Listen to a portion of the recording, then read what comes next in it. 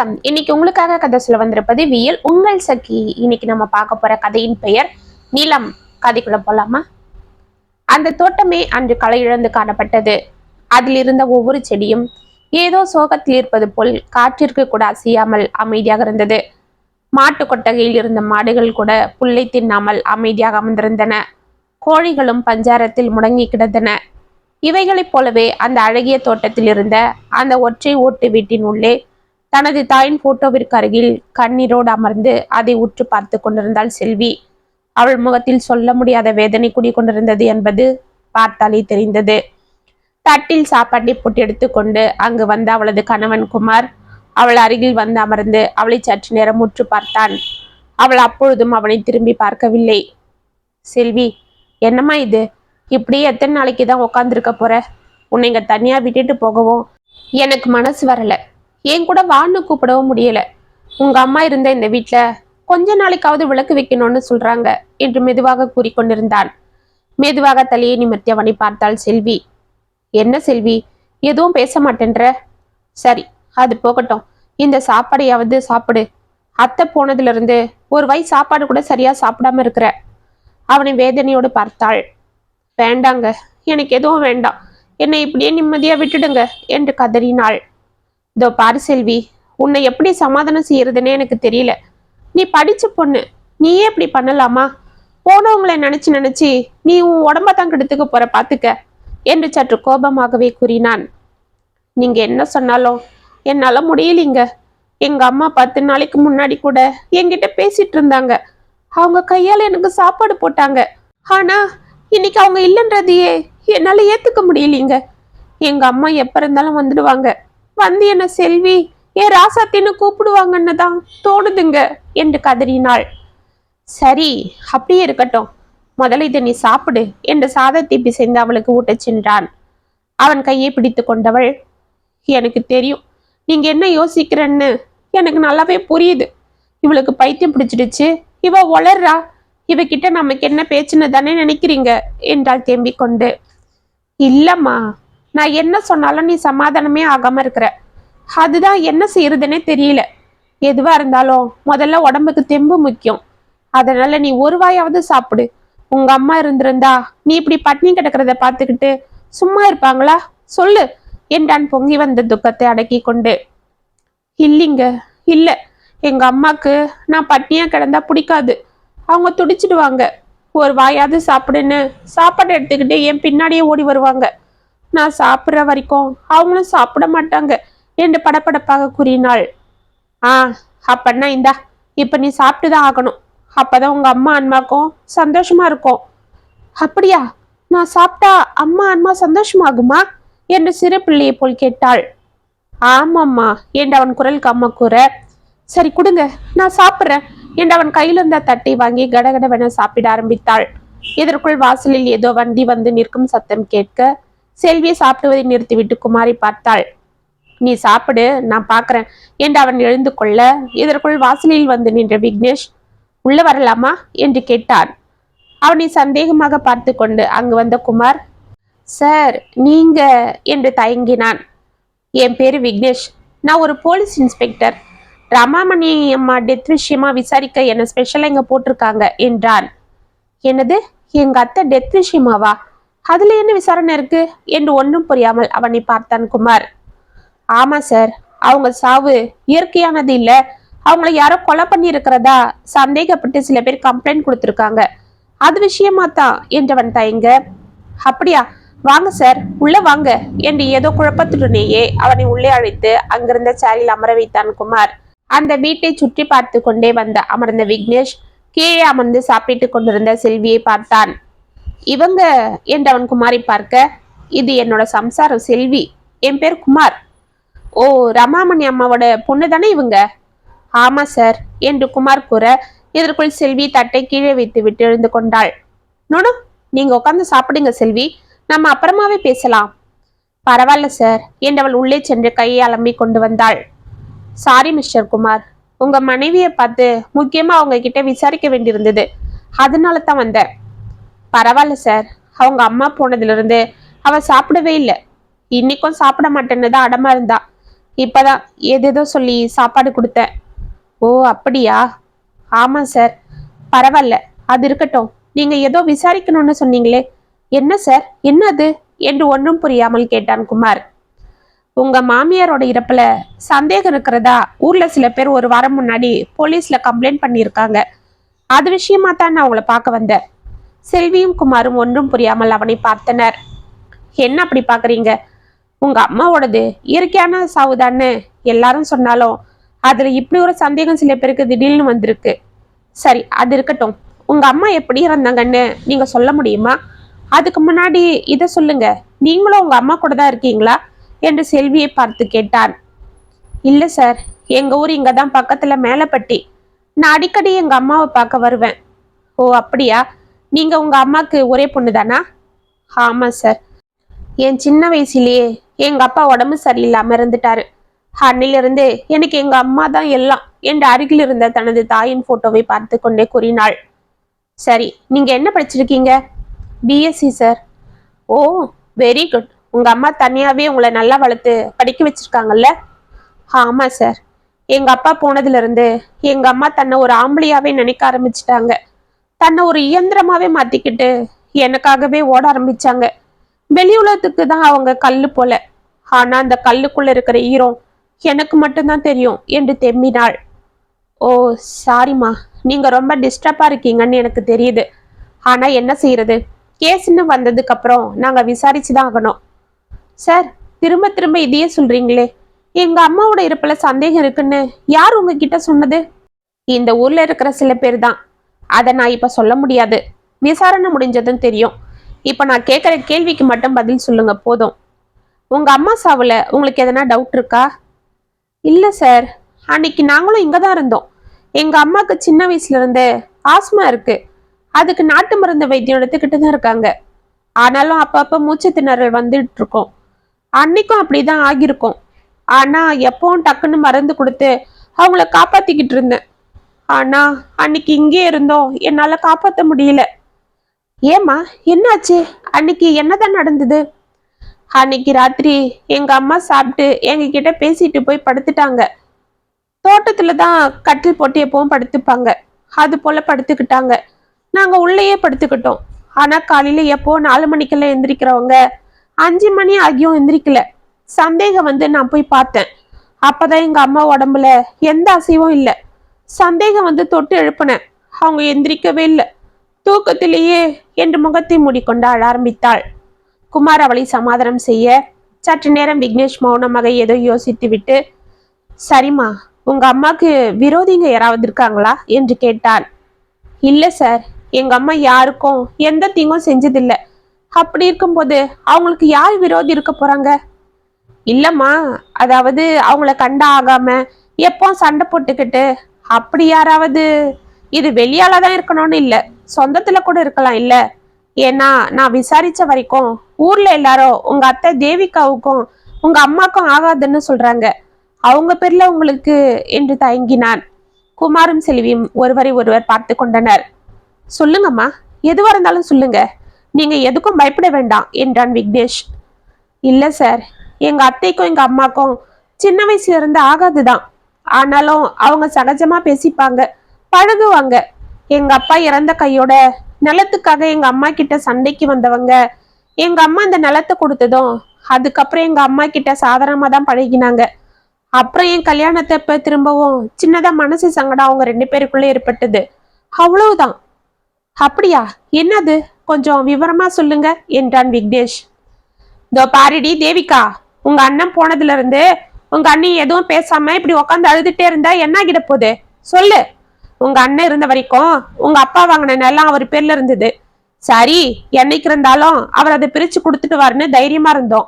இப்ப வாரிசு சர்டிபிகேட்ல உங்க அண்ணி பேரும் அவங்க பொண்ணு பேரும் தான் வருது. அதனால நம்ம சட்டப்பூர்வமா உன் பங்கை கேட்க முடியாது. அது உங்க அண்ணி பேர்ல போயிடுச்சு. அதனால உங்க அண்ணியவே எந்த தகராறும் இல்லாம உன் பங்கு நிலத்தை பிரிச்சு கொடுக்க சொல்லிடு என்றான் தேவிகியின் கணவன் சின்ராசு. ஆமா அண்ணி, எங்க வீட்டுக்காரர் சொல்றதும் சரிதான். நீங்க அந்த 3 ஏக்கரால என் பங்கு 1.5 ஏக்கராவை பிரிச்சு கொடுத்துடுங்க என்றாள் தேவிகி. ஏய் புள்ள, என்ன இது? புருஷனை பறி கொடுத்துட்டு பொம்பளை புள்ளிய கையில வச்சுக்கிட்டு அம்போன்னு நிக்கிறா. அவகிட்ட இப்ப எதுக்கு சொத்து தகராறு பண்றீங்க? புருஷனை பொண்டாட்டியும் அதெல்லாம் கொஞ்ச நாள் போகட்டும், பாத்துக்கலாம். அவ எங்க போயிட போறா என்றனர் ஊர் பெருசுகளில் ஒருவர். அது சரி, நல்லா இருக்கே உங்க நியாயம். இதுக்குதான் உங்களை நாங்க பேச கூட்டி வந்தோமா? இதோ பாருங்க பெருசு, எங்க அன்னைக்கு சின்ன வயசு பொம்பளை பொண்ண கையில வச்சுக்கிட்டு தனியா நிக்குது. இதுக்கு வேலையும் இல்ல ஒண்ணும் இல்ல. இது கிட்ட இருக்கிற சொத்துக்கு ஆசைப்பட்டு எவனாவது இவளை கட்டிட்டு போயிடுவான். இதுக்கும் மனசு மாறி அவன் கூட போயிட்டா அப்புறம் நாயில இழிச்ச வயா நிக்கணும் என்றாள் தேவகி நீட்டி முழங்கி கொண்டு. இதுவரை அமைதியாக அமர்ந்திருந்த ரமாமணி ஆவேசமாக எழுந்து தலையை முடிந்து கொண்டாள். ஏய், இதோ பாரு தேவகி, நீ கேட்டாலும் கேட்கலனாலும் உன்னோட பங்கை நான் கொடுத்துக்கதான் இருக்கேன். அதுக்காக இப்படி வாய்க்கு வந்ததெல்லாம் பேசிட்டு இருந்த பாரு என்று சீறினாள். என்னம்மா என்ன, அவள் அடிக்க வர என்று சின்ராஸ் ஓடி வர செல்வி பதறிக்கொண்டு தனது தாயை பிடித்து கொண்டாள். இதற்குள் அனைவரும் ஓடி வந்து அவனை பிடித்து கொள்ள, ஏ என்னப்பா பொம்பளை பொண்ணுகிட்ட எகிரிட்டு போற, பேசாம வாப்பா என்றனர். பின்ன என்ன, நாங்க என்ன மொத்த சொத்தையுமா கேக்குறோம்? எங்க பங்கு 1.5 ஏக்கராவை தானே கேக்குறோம். அதுக்கு என்னவோ அப்படி பேசுறாளே என்றான் சின்ராசு கோபமாக. இந்த பாரு தேவகி, உங்க அப்பா உங்க அண்ணன் பேர்ல எழுதினது 2 ஏக்கரா தான். மீதி 1 ஏக்கரா எங்க வீட்டுக்காரு பாடுபட்டு வாங்கினது. அதை நான் யாருக்கும் கொடுக்க மாட்டேன். உங்க அப்பா கொடுத்த பங்குல 1 ஏக்கரா தான் தருவேன். இது கூட நீங்க மிரட்டுறதுக்கும் நீங்க போடுற சண்டைக்கும் பயந்து இல்ல, மனசாட்சிக்கு பயந்து. இப்ப வேணா அதை எழுதி கொடுத்துறேன், வாங்கிட்டு பேசாம போயிடுங்க, இல்லனா எதுவுமே கிடைக்காது என்றாள். ஏன் கிடைக்காது உன்ன என்று சின்ராஸ் மீண்டும் கத்த. அட என்னப்பா வீம்பு பிடிச்ச ஆளா இருக்கிற, அந்த புள்ளதான் எல்லாம் விவரமா சொல்லுது இல்ல. உங்க மாமனார் வாங்கினது 2 ஏக்கரா தான், அது எங்களுக்கே தெரியும். மீதி அந்த 1 ஏக்கரா பாண்டிய வாங்கினதுதான். பாவம், அவன் இருந்த வரைக்கும் அதுல மாடு போல உழைச்சான். தன் தங்கச்சி கல்யாணத்தையும் நடத்தினான். உன் பிள்ளைக்கு காது கொத்துனப்ப கூட எவ்வளவுலாம் ஊர் மெச்ச செஞ்சான்பா. அந்த நன்றிக்காவது பேசாம இருப்பா. சரியா? ஆனா இந்த சிரிக்கி அந்த நிலத்தை வச்சுக்கிட்டு என்ன பண்ண போறா? எவன்கிட்டயோ கொடுத்து ஏமாந்து போறதுக்கு எங்க கிட்ட இருந்தாலும் நாளைக்கு அவ பொண்ண என் புள்ளதானே கட்ட போறான். அதுக்கு இப்பவே கொடுத்தது போல ஆகும் இல்ல. இப்ப இவங்க 2 பேருக்கும் யாரு கதி? நாங்க தானே. எங்களையும் பகச்சுக்கிட்டா அப்புறம் எங்க போய் நிப்பா சோத்துக்கு? அத பத்தி நீங்க பேசாதீங்க. நான் மான ரோஷம் உள்ளவ. பாண்டியம் பொண்டாட்டியா தான் வாழ்ந்தேன். இப்ப அவர் மண்ணுல போனாலும் பாண்டியம் பொண்டாட்டியா தான் வாழ்வேன் சாவர வரைக்கும். எவன்கிட்டயும் போய் நிக்க மாட்டேன். இந்த உடம்புல கடைசி சொட்டு ரத்தம் இருக்கிற வரைக்கும் நானே உழைச்சி சாப்பிடுவேன். என் பிள்ளையும் படிக்க வச்சு ஆளாக்கி ஒரு நல்லவனுக்கு கட்டி கொடுப்பேன் என்றால் ஆவேசமாக. அன்னிலிருந்து எங்க அம்மா தன் பங்கு அந்த 2 ஏக்கரால உழைக்க ஆரம்பிச்சாங்க. எங்க அப்பா விட்டுட்டு போன இந்த குடிசையில என்னை வச்சுக்கிட்டு தனியா தான் இருந்தாங்க. 10 ஆளு வேலைய ஒத்தாளா செஞ்சாங்க. மத்தவங்களை விட எங்க நிலத்துல நல்ல விளைச்சல் இருந்தது. இதுக்கெல்லாம் காரணம் எங்க அம்மாவோட உழைப்பு தான். எங்க அம்மா எறும்பு போல கொஞ்ச நேரம் கூட சும்மா இருக்க மாட்டாங்க, உழைச்சிக்கிட்டே இருப்பாங்க. எங்களுக்கும் நல்ல வருமானம் வர ஆரம்பிச்சது. அப்புறம் 4 மாடுங்களை வாங்கினாங்க. இதோ இந்த தோட்டத்தை சுத்தி செடிங்க வளர்ப்பாங்க. அந்த பூவெல்லாம் கொண்டு போய் சந்தையில விற்பாங்க. இப்படிலாம் கஷ்டப்பட்டு உழைச்சி என்ன நல்லா படிக்க வச்சாங்க. 20 சவரன் நகையை போட்டு ஜாம் ஜாம்னு கல்யாணமும் பண்ணி வச்சாங்க. எங்க அம்மாவோட முன்னேற்றத்தை பார்த்து இந்த ஊர் ஜனங்க எல்லாம் அசந்துட்டாங்க. எங்க அத்தையும் அப்புறம் வந்து ஒட்டிக்கிட்டாங்க. பொம்பளை தானே, இவ என்ன பண்ணிட போறா, அந்த புள்ளைய எப்படி வளர்த்துட்டு போறான்னு கேவலமா நினைச்சவங்களுக்கு முன்னாடி எங்க அம்மா கம்பீரமா வாழ்ந்து காட்டினாங்க. அப்படியா? அப்ப உங்க கல்யாணத்துல ஏதோ திரும்ப உங்க அத்தை பிரச்சனை பண்ணதா சொன்னீங்க? ஆமா சார், அவங்க பையனுக்கு தான் என்னை கட்டி கொடுக்கணும்னு அவங்க எங்க அம்மாவை கேட்டுக்கிட்டே இருந்தாங்க. ஆனா நான் இவரை தான் காதலிச்சேன். அப்படியா? ஆமா சார், நான் தினமும் காலேஜுக்கு போகும்போது இவரை பஸ்ல பார்ப்பேன். அப்ப எங்களுக்குள்ள காதல் வந்துச்சு. எங்க அம்மா கிட்ட சொன்னேன். என் விருப்பம் தான் எங்க அம்மா விருப்பமா இருந்ததால இவரே எனக்கு கல்யாணம் பண்ண ஏற்பாடு பண்ணிட்டாங்க. இது தெரிஞ்சு எங்க அத்தையும் மாமாவும் திரும்பவும் வந்து எங்க அம்மா கிட்ட தகராறு பண்ணாங்க. எல்லாம் அந்த நிலத்துக்காக தான். அது எப்படியும் ஏன் மூலமா அவங்களுக்கு வரணும்னு இருந்தவங்களுக்கு திரும்பவும் ஏமாற்றமாகிடவே தாங்கிக்க முடியல. அதனால எங்க அம்மா கிட்ட சண்டை போட்டாங்க. ஆனா எங்க அம்மா எனக்காக அவங்கள திரும்பவும் பகைச்சிக்கிட்டாங்க. ஓ அப்படியா? சரிம்மா, நான் கிளம்புறேன். நீங்க சாப்பிடுங்க, திரும்பவும் நான் இங்க வர வேண்டியிருக்கோம். நீங்க இங்க தானே இருப்பீங்க என்று குமாரி பார்த்தான். ஆமா சார், என்ன செய்யறது, இவ்வளவு தனியா விட்டுட்டு போக மனசு வரல. அக்கம் பக்கம் உள்ளவங்க அப்பப்ப வந்து பார்த்துக்கிட்டாலும் மற்ற நேரத்துல இவ தனியா தான் இருப்பா. அவங்க அம்மா ஞாபகத்துல எதனா தப்பான முடிவு எடுத்துட்டா என்ன செய்யறது? அதுதான் பயமா இருக்கு. அதுவும் இல்லாம இப்ப நீங்க சொல்றத பார்த்தா இவ உயிருக்கும் எதனா ஆபத்து வருமோன்னு தோணுது என்று கவலையாக கூறினான் குமார். அப்ப சரி, நீங்க விசாரணை முடிகிற வரைக்கும் இங்கே இருங்க. உங்களுக்கு நான் பாதுகாப்பு கொடுக்க ஏற்பாடு பண்றேன் என்று எழுந்து வெளியே சென்றான் விக்னேஷ். போலீஸ் ஸ்டேஷனில் அவன் நுழைய, என்ன சார், எதனா க்ளூ கிடைச்சதா என்று ஓடி வந்து கேட்டார் கான்ஸ்டபிள் முனுசாமி. இல்ல சார், இதுவரை எதுவும் கிடைக்கல. இனிமேலும் கிடைக்கலான்னு தோணுது. சரி, நாளைக்கு நான் அந்த தேவகி அம்மா வீட்டுக்கு போகணும். நீங்களும் கொஞ்சம் கூட வாங்க என்றான். சரி சார் என்றார் முனுசாமி. மறுநாள் காலை விக்னேஷும் முனுசாமியும் தேவகி வீட்டிற்கு செல்ல அவர்களை பயத்தோடு உள்ளே அழைத்து அமர வைத்து குடிக்க தண்ணீர் கொடுத்தாள் தேவகி. சின்ராசும் நடுங்கி நின்று கொண்டிருந்தார். என்ன சின்ராசு, உன்னா சவாடாலா பேசுவ? இன்னைக்கு என்ன குளிர் ஜரம் வந்தது போல நடுங்குற என்று சிரித்தார் முனுசாமி. இல்ல சார், எங்க ரமாமணி சாவுல ஏதோ சந்தேகம் இருக்கிறதா சாரி எல்லாரையும் விசாரிக்கிறதா கேள்விப்பட்டோம். ஆமா சார், எங்க அண்ணியை யாரோ கொலை பண்ணிட்டாங்கன்னு சொல்றாங்களாமே. இதுல சில பொல்லாதவங்க என் பெரிய இழுத்து விட்டதா பேசிக்கிறாங்க. அதுதான் சார் 2 நாளா ஈரக்குலை நடுங்கி போய் உள்ளேயே கிடக்குறோம். ஐயா, எங்க அன்னிக்கும் எனக்கும் ஆகாதுதான். ஆனா அதை கொலை பண்ற அளவுக்கெல்லாம் நான் போகலையா. அன்னைக்கு அது சாவுல கூட அந்த பொண்ணு கூட இருந்து நான் தான் எல்லாம் பண்ணேன் என்று ஆழ ஆரம்பித்தாள் தேவகி. அம்மா, இப்ப நான் உங்களை கொலையாளின்னு சொல்லவே இல்லையே, விசாரிக்க தான் வந்திருக்கேன் என்றான் விக்னேஷ். தேவகி கண்களை துடைத்து கொண்டு, அப்ப சரி சார், என்கிட்ட என்ன கேட்கணுமோ கேளுங்க, நான் இருக்கிறத அப்படியே சொல்லிடுறேன். அப்புறம் விசாரிச்சு முடிச்சு நான் தான் கொலையாளின்னு மட்டும் சொல்லிடாதீங்க சார் என்று மீண்டும் அழ ஆரம்பித்தாள். விக்னேஷருக்கு ஒரு புறம் சிரிப்பு வந்தது. சரி, நான் கேட்கறதுக்கு சரியான உண்மையான பதில மட்டும் சொல்லுங்க. சரி சார், உங்க அன்னிக்கும் உங்களுக்கும் சின்ன வயசுல இருந்து ஏதோ சொத்து தகராறு வந்ததா செல்வி சொன்னாங்க. ஆமா சார், எங்க அண்ணன் ஓகே ஓகே, அதெல்லாம் அவங்களே சொல்லிட்டாங்க. அதுக்கப்புறம் நீங்க அந்த பங்கை வாங்கிக்கிட்டு சுமூகமா போயிட்டதாவும் சொன்னாங்க. ஆமா சார், மவராசி சொல்லிட்டாளா, அது போதும் என்று சமாதானம் அடைந்தாள் தேவிக்கு. ஆனா திரும்பவும் செல்வி கல்யாணத்தப்ப நீங்க உங்க அண்ணிக்கிட்ட ஏதோ தகராறு பண்ணதா சொன்னாங்களே. அதுவா சார், அது ஒன்னும் இல்ல சார், தோ எல்லாம் இந்த ஆளால தான். அந்த பொண்ணு யாரையோ காதலிக்குதுன்னு தெரிஞ்சோம் எங்க பிள்ளைக்கு பொண்ணு கேளுன்னு என்னை ஏத்தி விட்டாரு சார். நானும் இது இம்சை தாங்காம போய் எங்க அண்ணிக்கிட்ட கேட்டேன். அதுக்கு அவங்க என்ன சொன்னாங்க? என்ன சொல்ல சார், அது எனக்கே தெரியும். அதுக்கு அந்த செல்விதான் உலகம். அது ஆசைப்பட்டா அது எப்பாடுபட்டாவது வாங்கி போட்டுடும். அப்படிப்பட்டது கல்யாணத்துக்கு மட்டும் என்ன சொல்லிடும், அது இஷ்டத்துக்கு தான் பண்ண போறேன்னு சொல்லிச்சு. முதல்ல பார்க்கலாம், என் பொண்ணுகிட்ட பேசி பாக்குறேன்னு சொல்லிச்சு. ஆனா அந்த செல்வி பொண்ணு பிடிவாதமா இருக்கவே அதுவும் ஒத்துக்குச்சு. அப்புறம் நானும் பேசாம விட்டுட்டேன். ஆனா இதோ இந்த ஆளுதான் உடலை, அந்த பொண்ணை நம்ம பையனுக்கு தான் கட்டிக்கணும்னு ஒரே அமக்கலம் என்று சின்ராசி முறைத்தாள். ஏய் போட்டேனா பாரு, என் பிள்ளைக்கு பொண்ணு கிடைக்காமல அதை கேட்டேன். ஏதோ 4 எழுத்து படிச்ச புள்ள நம்ம வீட்டுக்கு வந்தா நல்லா இருக்கும், அதுவும் கண்ணெதிர்க்க வளர்ந்ததுன்னு பார்த்தேன். அதுக்கு போய் நான் அமக்கலம் பண்றேன்னு சொல்ற என்று அவளை கடிந்து கொண்டான் சின்ராசு. சரி சரி, அதுக்கப்புறம் நீங்க அங்க போறது இல்லையா? இல்ல சார், எங்க அண்ணன் போனதும் அவங்க தள்ளி போயிட்டாங்க. சரி, அந்த பொண்ணை கட்டிக்கிட்டாலும் திரும்பவும் உறவு நீடிக்கும், ஒட்டி இருக்கலான்னு நினைச்சோம்.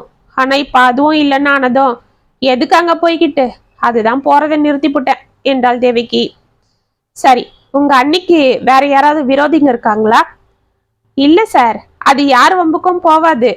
அவ்வளோ ஏன், அக்கம் பக்கத்துல இருக்கிற அந்த 4-5 வீட்டு ஆளுங்களை தவிர வேற யாரு கூடவும் பேசாது.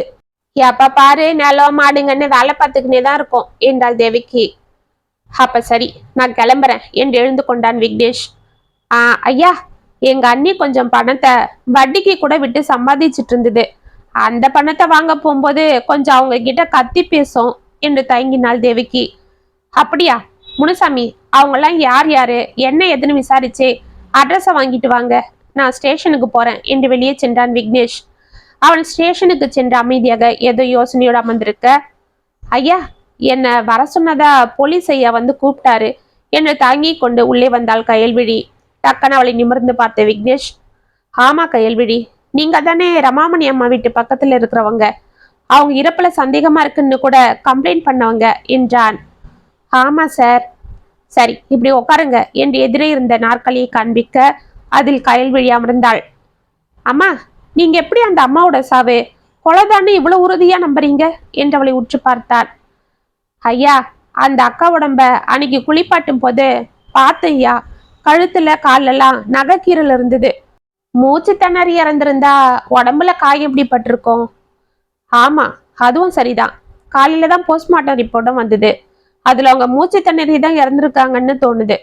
ஆனாலும் நீங்க சொன்னது போல உடம்புல காயங்களும் இருக்குன்னு உறுதியாகி இருக்கு. அதுதான் உங்களை வர சொன்னேன். சரி, அன்னைக்கு ஆக்சுவலா என்ன நடந்தது? நீங்க எப்படி அங்க போனீங்க என்றார். ஐயா, அந்த ரமாமணி அக்காக்கு வேலை செய்யாம ஒரு நாள் கூட இருக்க முடியாது. நிலத்துல நல்லா சம்பாதிச்சாலும் வட்டிக்கு கொடுத்து சம்பாதிக்கும். அந்த மாடுங்களை வச்சு பால் கறந்து அதுல சம்பாதிக்கும். இப்படிலாம் தன் பொண்ணுக்காக ஓடிக்கிட்டே தான் இருக்கும். அதுக்காக எந்த வேலை இருந்தாலும் செய்யும். அப்படிதான் எங்க கூட 100 நாள் வேலைக்கும் வந்தது. அன்னைக்கு நாங்கெல்லாம் ஒன்னாதான் வேலையில இருந்து வந்தோம். அப்பவே அது கொஞ்சம் டல்லா தான் இருந்தது. நாங்க வரும்போது செல்வி கூட வெளியில உட்காந்துக்கிட்டு அவ புருஷன் கூட பேசிட்டு இருந்தது. அதை பார்த்து அந்த அக்காவுக்கு சந்தோஷமாயிடுச்சு.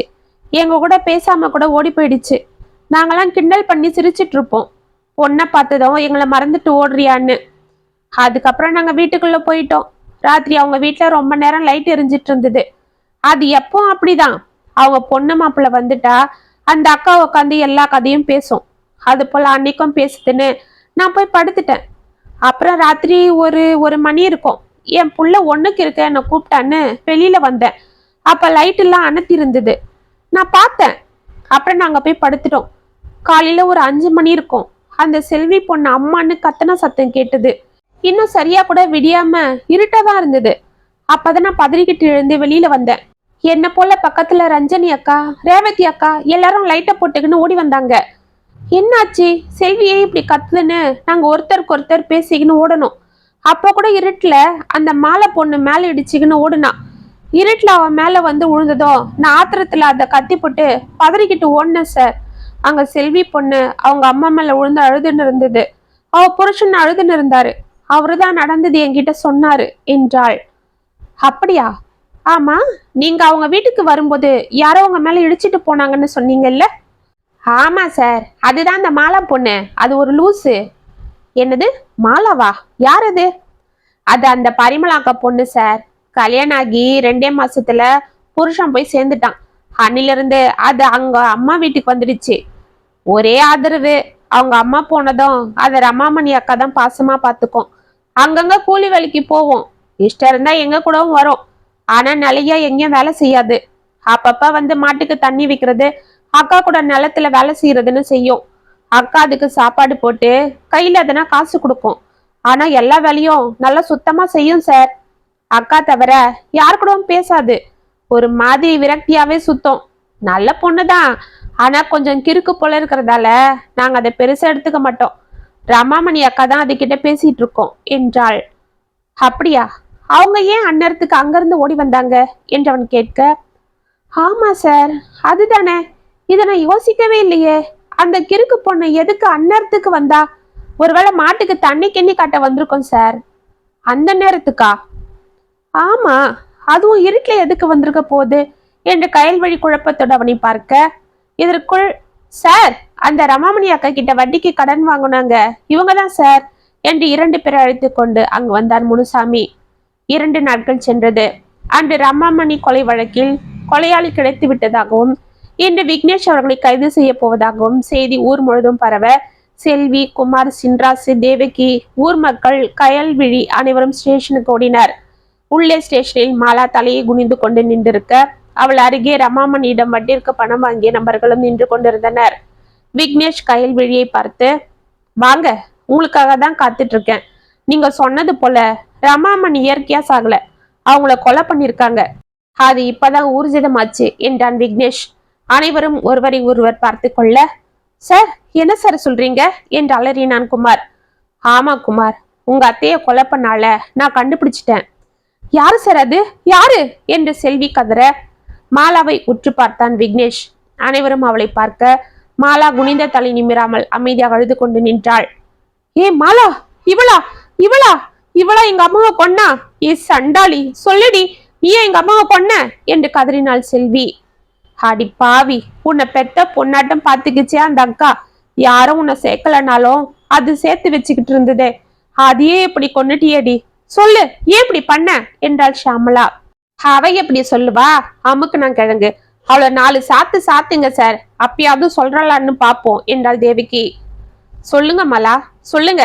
ரமாமணிய கொலை பண்ணது யாருன்னு சொல்லுங்க என்று விக்னேஷ் அவளை பார்த்து கேட்க, மீண்டும் அனைவரும் அவனை பார்த்து அதிர்ந்தனர். சார், என்ன சொல்றீங்க? அப்பன்னா அக்காவை கொலை பண்ணது மாலா இல்ல, ஆனா அவங்களுக்கு தெரியும். சொல்லுங்க, யார் அவங்கள கொலை பண்ணது? தைரியமா சொல்லுங்க மாலா என்று விக்னேஷ் மாலாவை பார்க்க, அனைவரும் ஆவலாக அவளை பார்த்து கொண்டு நின்றனர். மாலா மெதுவாக தலையை நிமிர்த்தி, இவங்க தான் என்று செல்வியும் குமாரியும் கையை நீட்டி காண்பித்தாள். இல்ல இல்ல, இவ பொய் சொல்றா என்று செல்வி அவளை அடிக்க பாய, போதும் செல்வி, உங்க நாடகம் எல்லாம் வெளிப்பட்டுடுச்சு என்று அவளை பிடித்து நிறுத்தினான் விக்னேஷ். அனைவரும் அதிர்ச்சி அடைய, கயல்விழி, அன்னைக்கு நீங்க சொன்னதை கேட்டுட்டு நான் மாலாவை பார்க்க போனேன். அப்பதான் அவங்க என்கிட்ட எல்லாம் சொன்னாங்க. மாலா, என்கிட்ட சொன்னதை எல்லார்கிட்டையும் சொல்லுங்க என்றான் விக்னேஷ். மாலா தயக்கத்தோடு அனைத்தையும் கூற ஆரம்பித்தாள். என் புருஷன் போனதுல இருந்து நான் எங்க அம்மா வீட்டுக்கு வந்துட்டாலும் எது மேலேயும் பற்றி இல்லாம சுத்திக்கிட்டு கிடைச்ச வேலையை இஷ்டம் இருந்தா செஞ்சுக்கிட்டு இருந்தேன். நான் இப்படி இருக்கிறத பார்த்து எல்லாரும் என்ன பைத்தியக்காரின்னு சொன்னாலும் நான் எதுக்கும் கவலைப்பட மாட்டேன். தனிமை தான் எனக்கு ரொம்ப பிடிச்சிருந்தது. என்னை இப்படி பார்த்து பார்த்து அதே சோகத்துல எங்க அம்மாவும் போயிடுச்சு. அதுக்கப்புறம் என்கிட்ட பேச யாருமே இல்லை. அப்பதான் ரமாமணி அக்கா என்கிட்ட பழக ஆரம்பிச்சுது. நானும் என்னவோ தெரியல, அதுகிட்ட எங்க அம்மா போல பாசமா பழக ஆரம்பிச்சேன். எங்க போய் ஊரை சுத்திக்கிட்டு வந்தாலும் என்னை கூப்பிட்டு திட்டி புட்டு சாப்பாடு போடும். எதுக்குடி இப்படி ஓயாம சுத்துற? எங்கேயாவது ஒரு இடத்துல இருந்து எதனா ஒரே வேலையா செஞ்சு பொழைச்சிக்க, வேற ஒரு வாழ்க்கை அமைச்சிக்கன்னு சொல்லும். எனக்கு இனிமே அதுல விருப்பம் இல்லை. என் மனசும் அதுக்கு இடம் கொடுக்கல. நிலையே இல்லாத இந்த உலகத்துல நான் எங்கேயோ நிலைச்சிருக்க விரும்பலன்னு சொல்லுவேன். இந்த சின்ன வயசுலயே இப்படி வேதாந்தி போல பேசுறியடி. நானும் உன்னை போலதான் சின்ன வயசுலயே தனிமரமா ஆகிட்டேன். ஆனா என் கையில குழந்தை இருந்தா அதனால ஒரு பற்றுதலோட வாழ்ந்தேன்னு சொல்லும். இப்படி நாங்க அடிக்கடி பேசிப்போம். போக போக அந்த அக்கா யார்கிட்டயும் சொல்லாத விஷயங்களையும் என்கிட்ட சொல்லிச்சு. அந்த அக்கா தைரியசாலி, யாருக்கும் சலிச்சது இல்லைன்னு நான் நினைச்சிட்டு இருந்தேன். ஆனா அது கொஞ்ச நாளா உடஞ்சி அழறத பார்த்து நான் அசந்துட்டேன். ஏன்கா இப்பெல்லாம் நீ ரொம்ப டல்லா இருக்கிற, அடிக்கடி அழறன்னு கேட்பேன். நான் யார் எதிர்க்கும் அழலடி, எதிர்க்கவும் அந்த ஆண்டவன் எதிர்க்கவும் தான் அழறன்னு சொல்லும். ஏன்னா நீயும் அந்த ஆண்டவனை போல நான் சொல்றத வெளியில சொல்ல மாட்டேன்னு சொல்லும். அப்படி என்ன சொல்லி அழுதுது? எங்க கிட்ட எல்லாம் சொல்லாதது என்று பதறிக்கொண்டு கேட்டாள் கயல்விழி. இந்த செல்விய பத்தியும் அவங்க மாப்பிள்ளைய பத்தியும் தான். இந்த பொண்ணுக்காக வாழ்ந்த அந்த அக்கா சின்ன வயசுல இருந்து இது செல்லமா வளர்த்துருக்கு. ஆனா இந்த பொண்ணு அதையே பயன்படுத்தி அந்த அக்காவை நல்லா ஏமாத்திருக்கு.